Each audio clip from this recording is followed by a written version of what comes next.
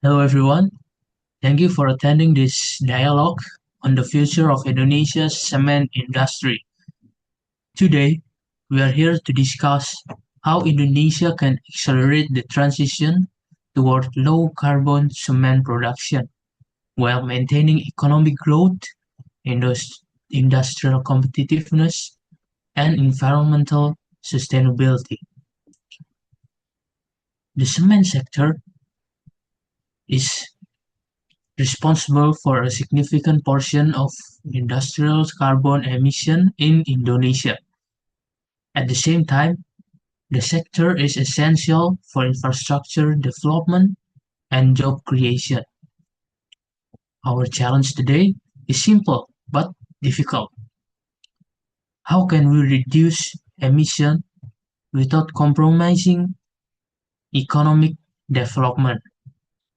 I hope this discussion will allow us to find common ground and develop a practical roadmap together.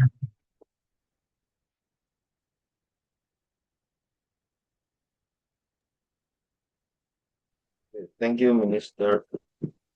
Uh, Our company understands the urgency of climate change and the need to decarbonize industrial production. Over the past 5 years, we have invested in energy efficiency technology and alternative fuels. However, transforming the entire production process requires billions of dollars in new investments and low carbon technology such as carbon capture systems and renewable energy integrations remain expensive. If regulations become too strict too quickly, production costs will increase significantly, and Indonesia cement producers may lose competitiveness against imported product. The transitions is necessary, but it must also be economically realistic. But we also gotta realize that climate change is not waiting for us. Communities have already facing floods, heat waves, and environmental degradation. For years, industries have argued that climate action is expensive, yet the cost of inaction is far greater. The cement industry cannot continue operating under a business as usual approach. Companies need to establish ambitious targets and provide clear timelines for reducing emissions. And lastly, environmental sustainability should not be postponed because of short-term economic concerns. I am fully understand the concerns of both sides, and technologically speaking, decarbonizing the cement industry is entirely possible. As you might know that countries such as Sweden and Germany have already implemented low carbon cement projects, and the real challenge is not technology. The real challenge is financing, policy coordinations, and stakeholder cooperations. And I think this is why today's dialogue is extremely important.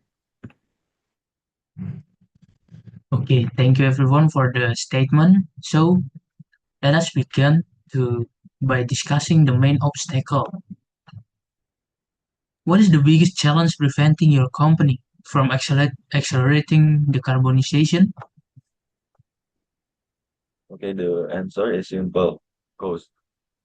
Installing carbon capture technology could increase production costs by 30 to 50%.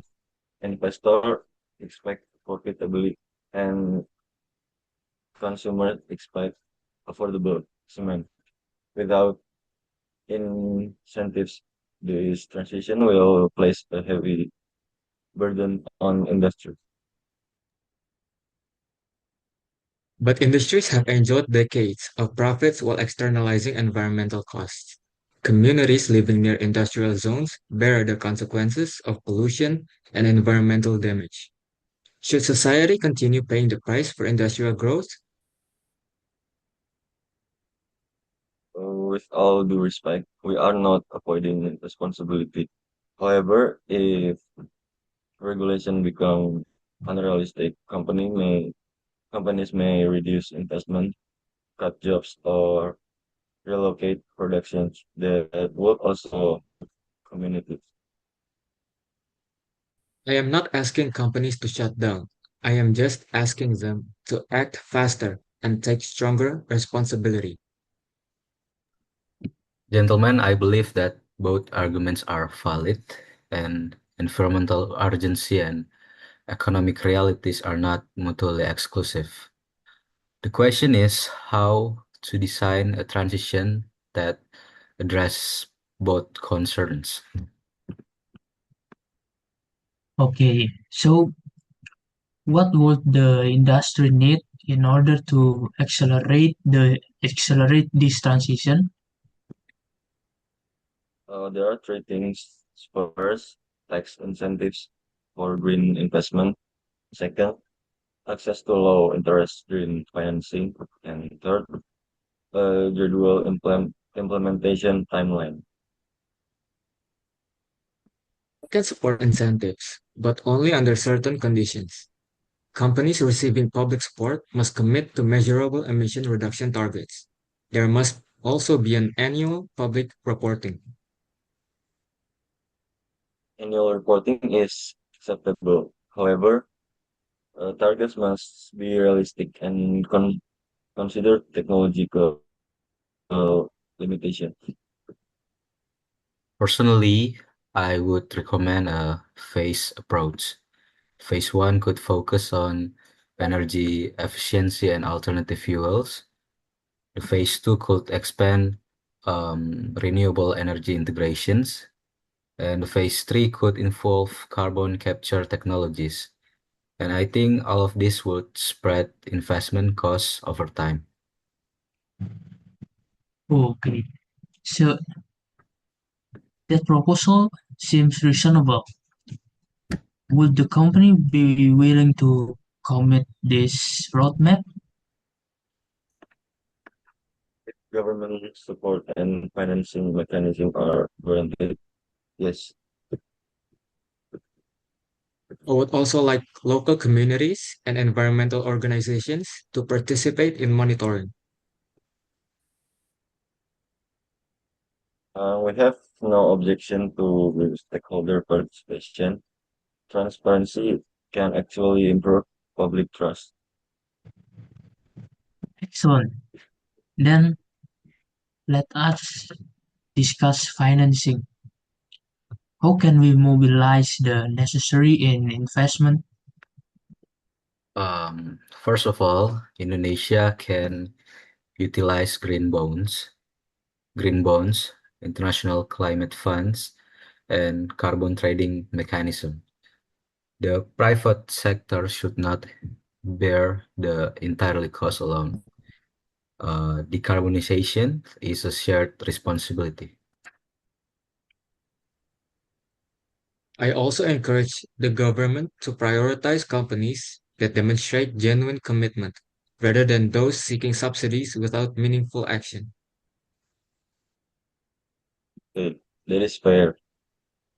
And companies should be held accountable, but governments must also provide policy certainty. Frequent regulatory change create investment risk. I acknowledge that concern. The government is prepared to establish a long-term policy framework extending beyond political cycles. That commitment would also significantly improve confidence among environmental organizations as well. I believe that we are moving toward consensus, and this case demonstrates that climate action is not only simply an environmental issue, but it is also an economic and governance challenge. Okay, everyone.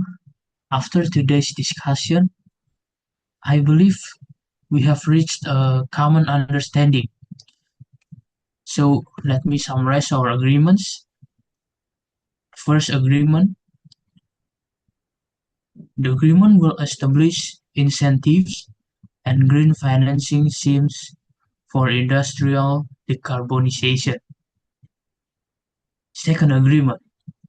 The cement industry will adopt measurable emission reduction targets and increase investment in low carbon technologies. Third agreement. NGOs and local communities will participate in monitoring and transparency mechanism. Fourth agreement.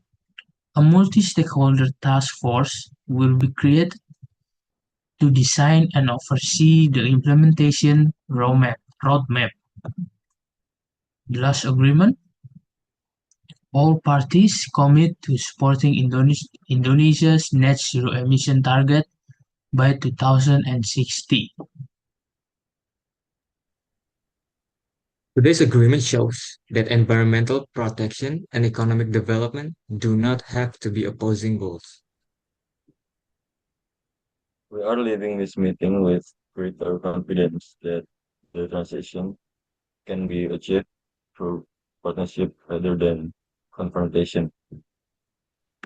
Well, I want to say that climate change is a complex problem, but complex problem, of course, require collaborative solutions. All right. Thank you, everyone. Thank you for your constructive participation. This meeting proves that business diplomacy is not merely about negotiation. It is about building trust, balancing interests, and creating collective action for a sustainable future. Thank you so much, sir.